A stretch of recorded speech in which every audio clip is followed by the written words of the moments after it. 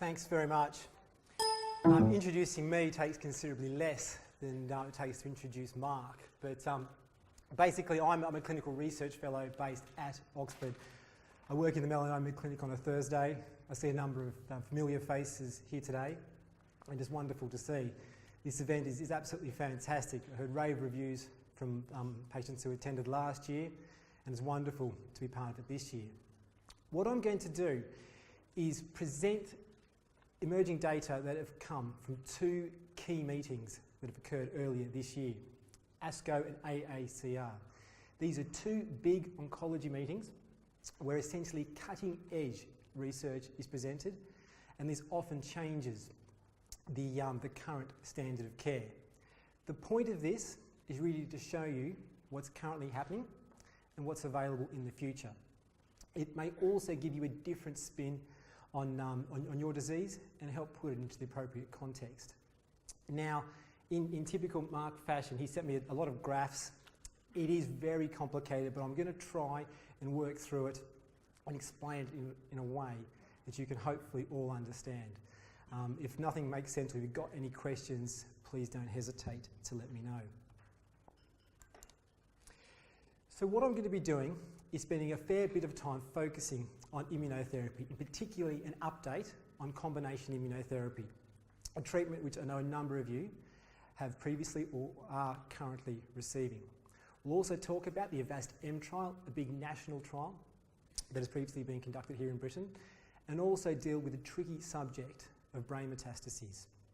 And I'll also talk about where we currently stand in regards to post-operative treatment for melanoma, so-called adjuvant therapy.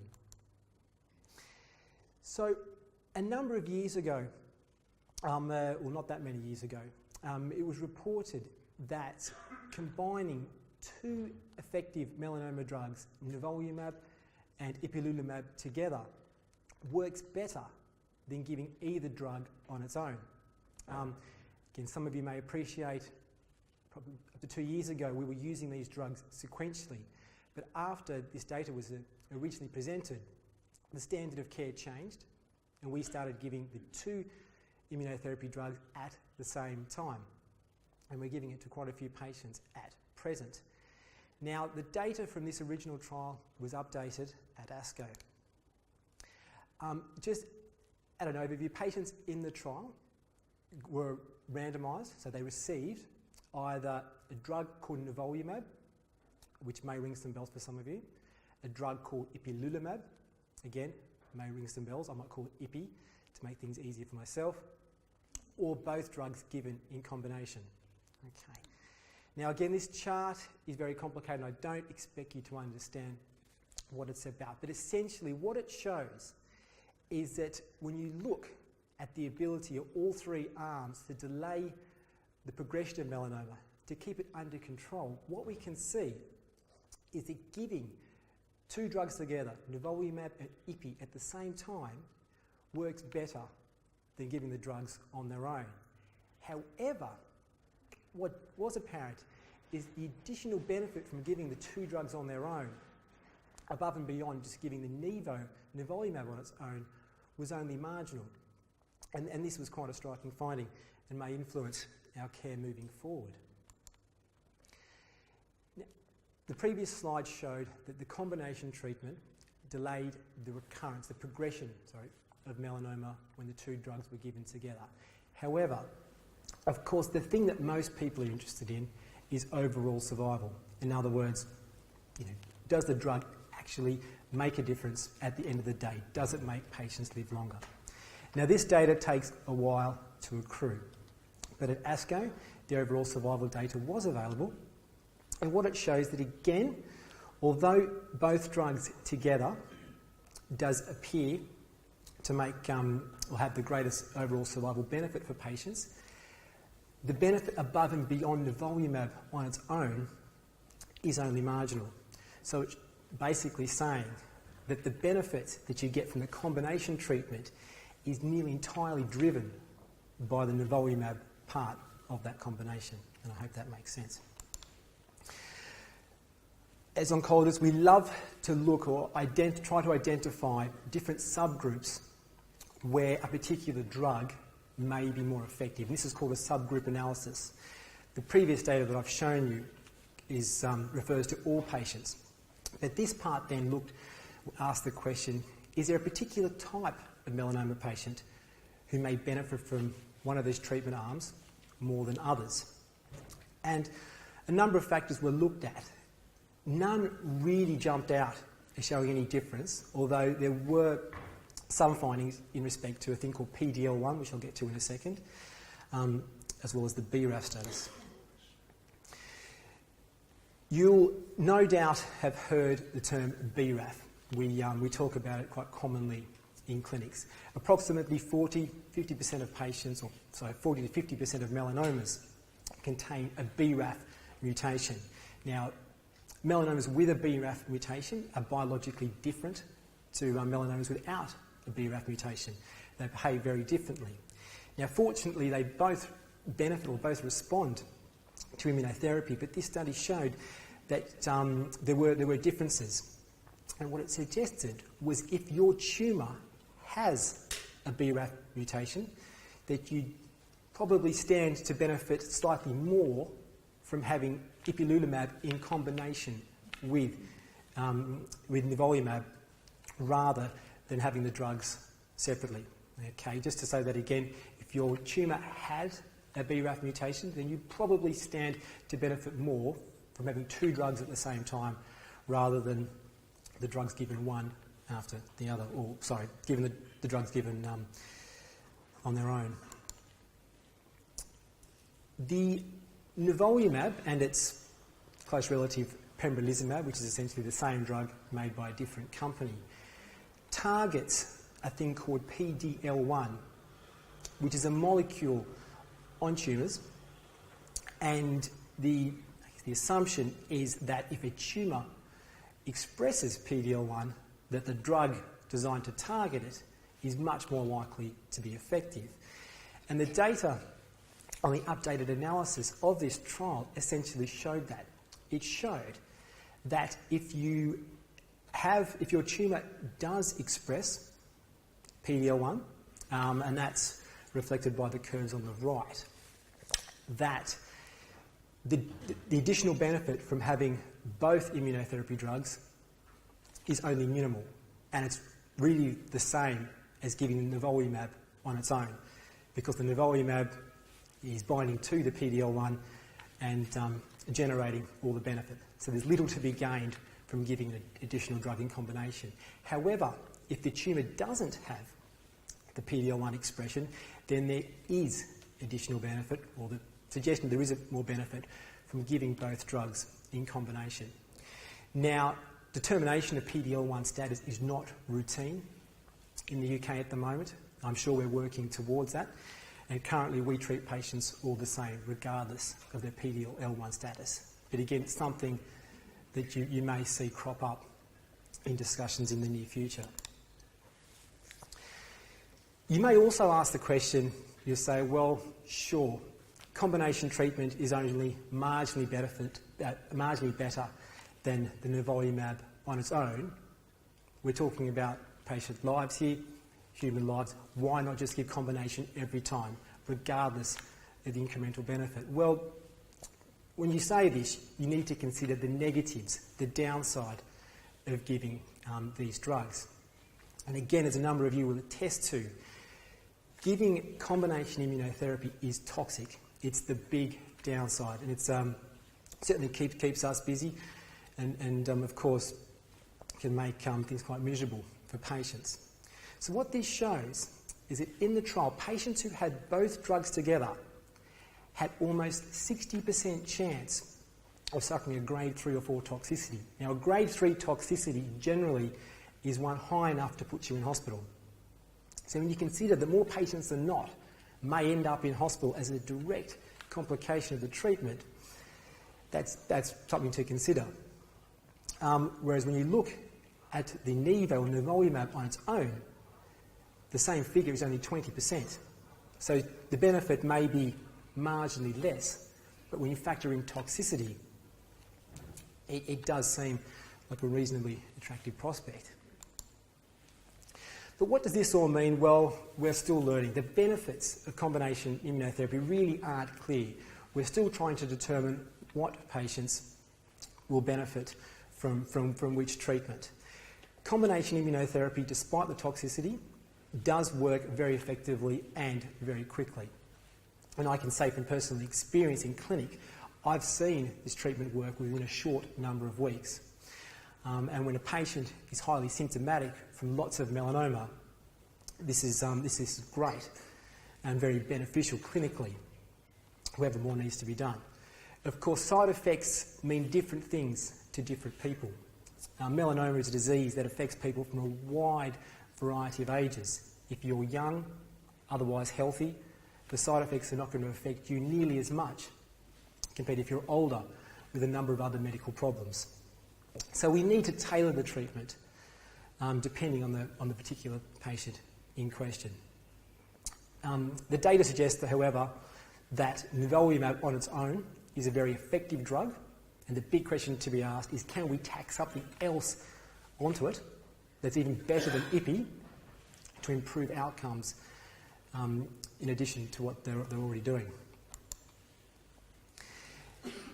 A slight change of tact here.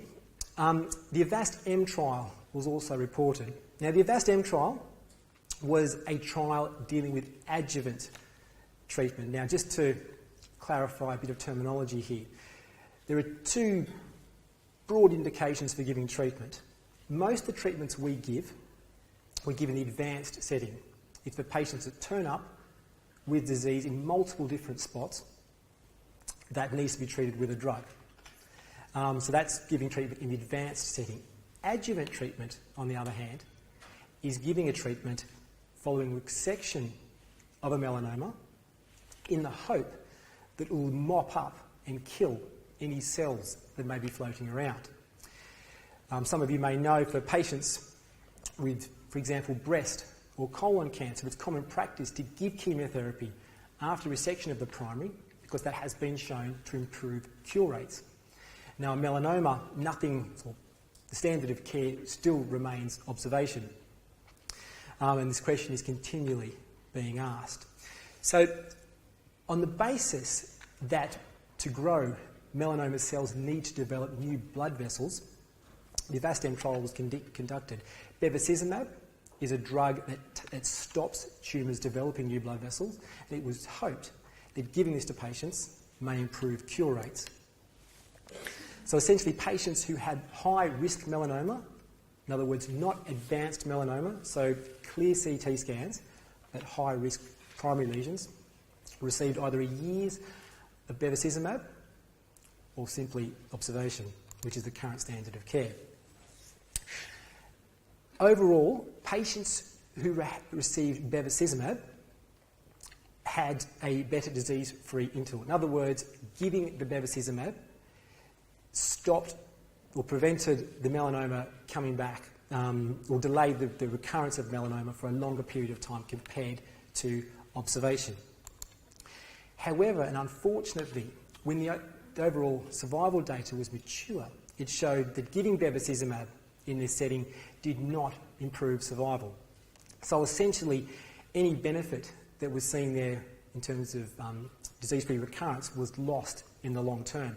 Bevacizumab may have just temporarily put the brakes on the melanoma, but didn't stop it, period, and eventually outcomes were similar between the two arms.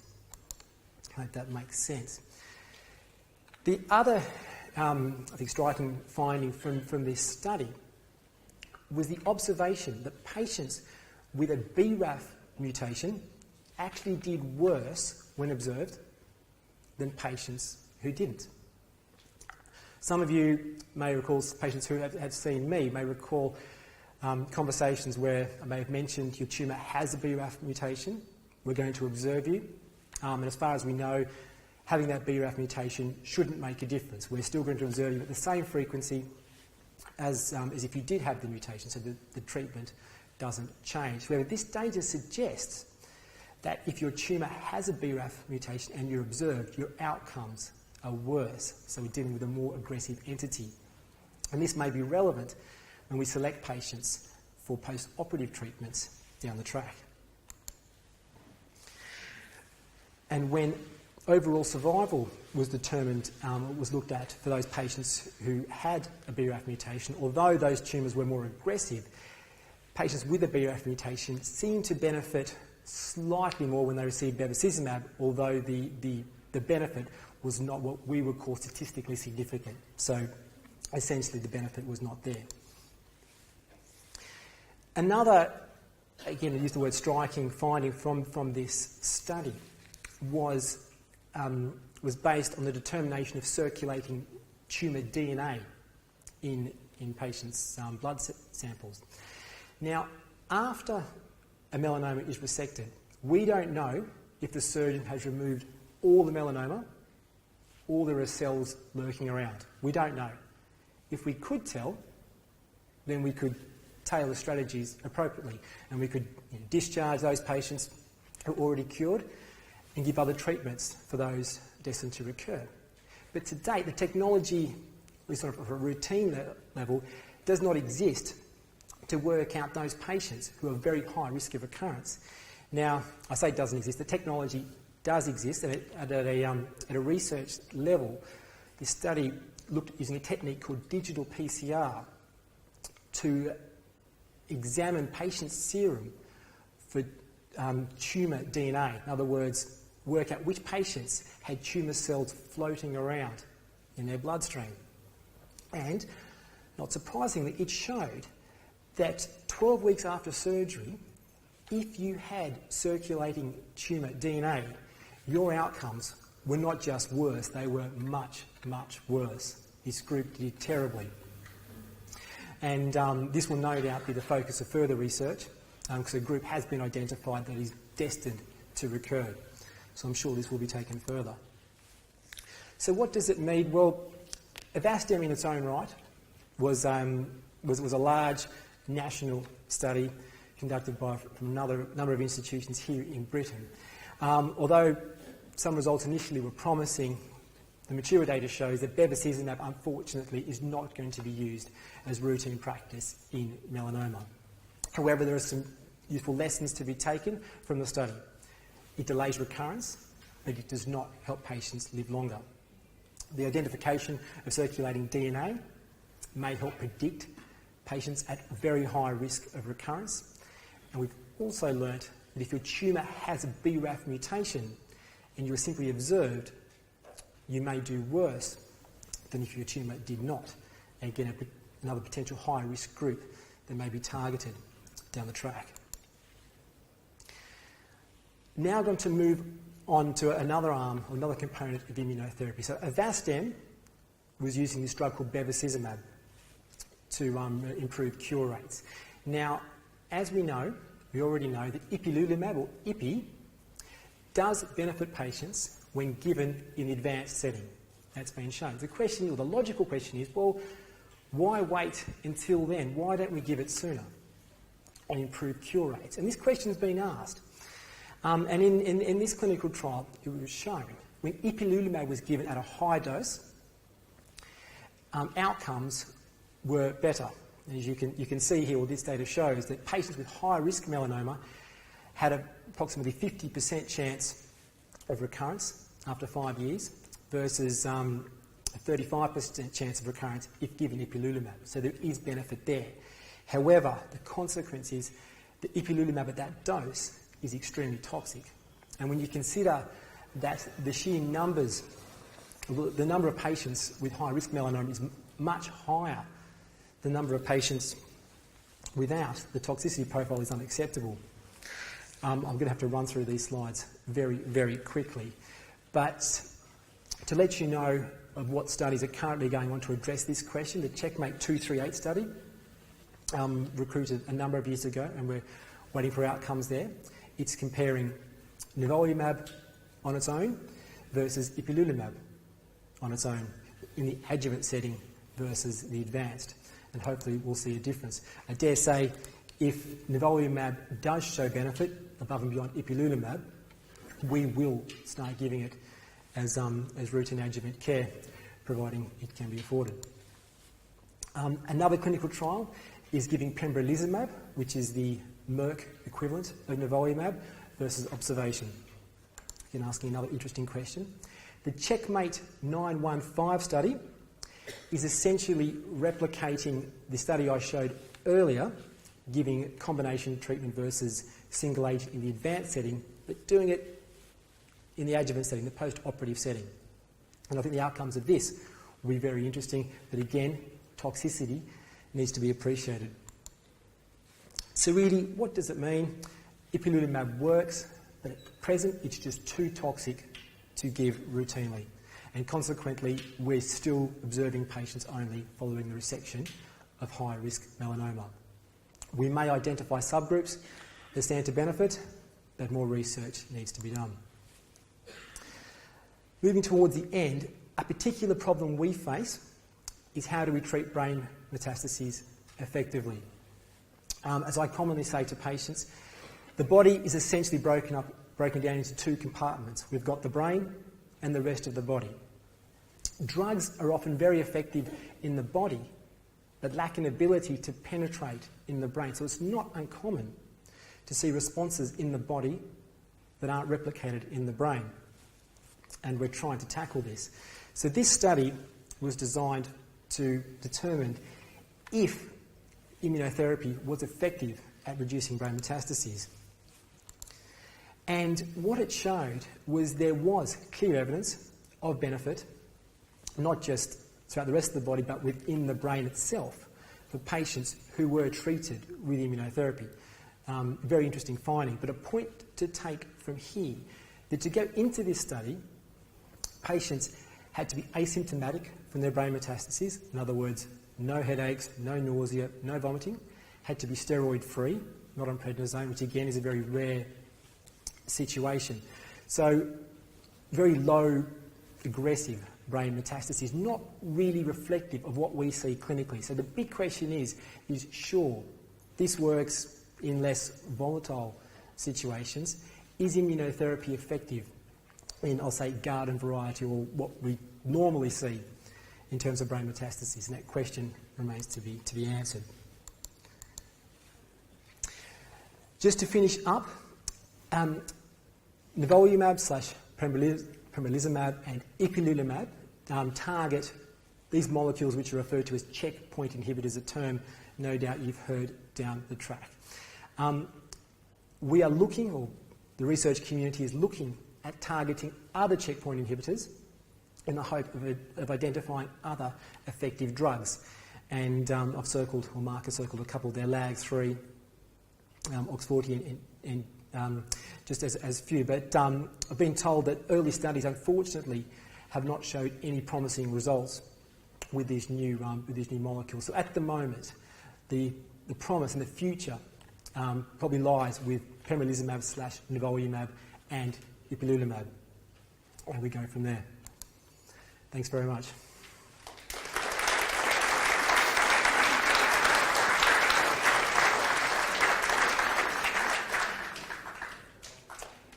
Are there any questions? Yes.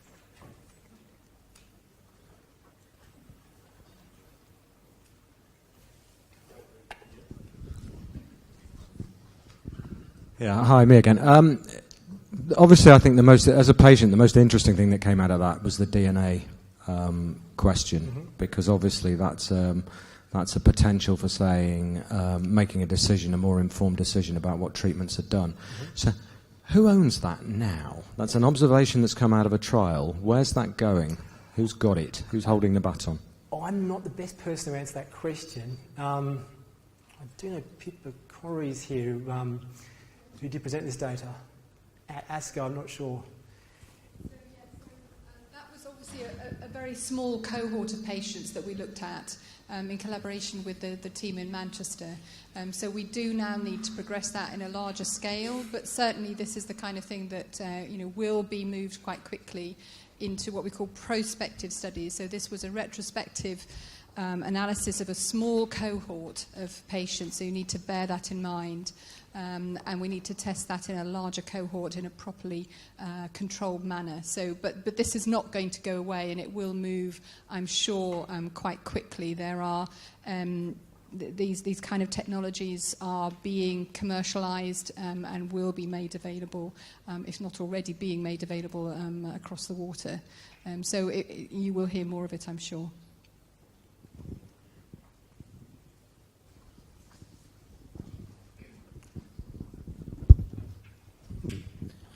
Hi, my wife was recently diagnosed with a brain tumour. About a year ago, she went through a course of IPI.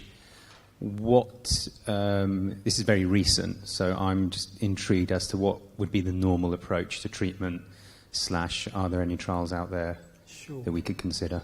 Sure, well, I'm sure approaches may differ between different centres, but in Oxford, if your wife was responding to the ipilimumab, there'd be a strong argument to continue with the ipilimumab to treat the rest of her body. Now, in regards to the brain lesions themselves, what we do is we've got this technology called Gamma Knife, which is focused radiotherapy that, if applicable, can be very effective at treating brain lesions. And neurosurgery remains another option if Gamma Knife is not appropriate. This technology is being rolled out. A centre has recently opened in Oxford to deliver that. So, as personally speaking, that's what we would do. Again, in Oxford, we're not recruiting to any clinical trials that I'm aware of.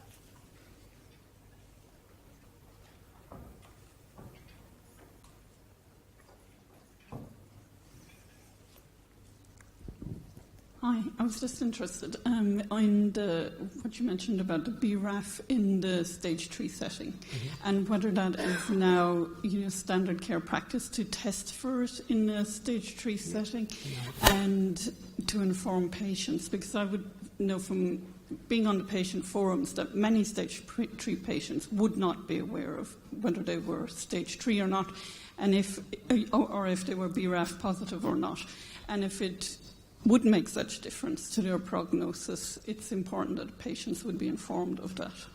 I think it's a very good question. So we routinely test all tumours for BRAF. The main reason being, if the tumour recurs, we'll know what to do sooner rather than waiting to that point. Now, in terms of patient notification, well, I think if it is going to affect outcomes, or if we select there's any impact, then it's reasonable, I think, to have that discussion with patients.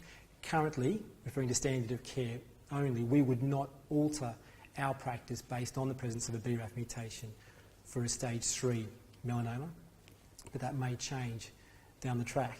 I guess the difficulty with these things is, if you understand them, that's fine, but they can often be very confusing as well, and I guess conveying that is a challenge that we all often face as clinicians.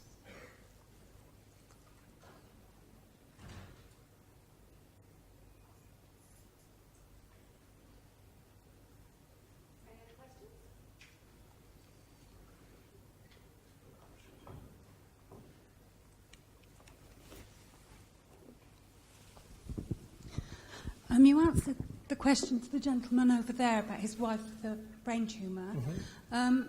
If his local clinical centre doesn't offer the surgery, the stereotactic radiotherapy or whatever it is, would they be able to access treatment somewhere else? So, only recently, Oxford has been able to offer this service. Prior to that, we were sending patients to London, to St Bart's Hospital, where there's a well-established service for dealing with this. There's another service in Sheffield that we've also previously accessed. So certainly we do send patients away for this treatment. Quick question. Will you be taking Professor Middleton's second talk? Yes. Good. That's my question will be good. Okay.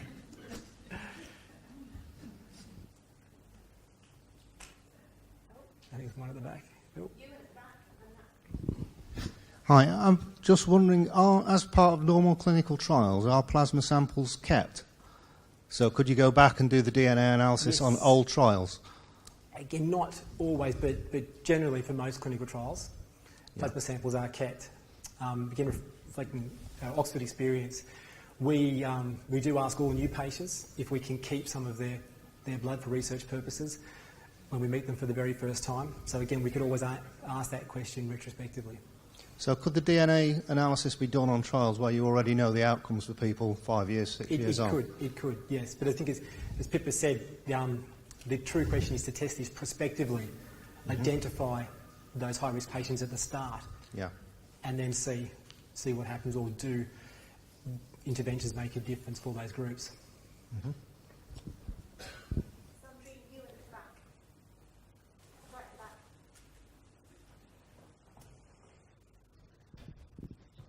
I just wanted to say, Ewan Wilson, one of the consultants at Bristol in plastic surgery, regarding the questions about the gamma knife. We've got a gamma knife in Bristol as well, and I think I can speak on behalf of all the units around the UK, certainly in my practice, that if there's a treatment available and it's not in your immediate area, I'd never say no to anybody. If you're prepared to travel, then I've got Dr. Herbert, who will be speaking later about brain mets as well, then we'd be prepared to treat you. Okay. Absolutely. And just on that note, I think in time, as confidence in gamma knife improves, again, I say this anecdotally, but I think we're becoming more and more aggressive in the way that we treat brain metastases, certainly compared to, let's say, 5 years ago. Thank you.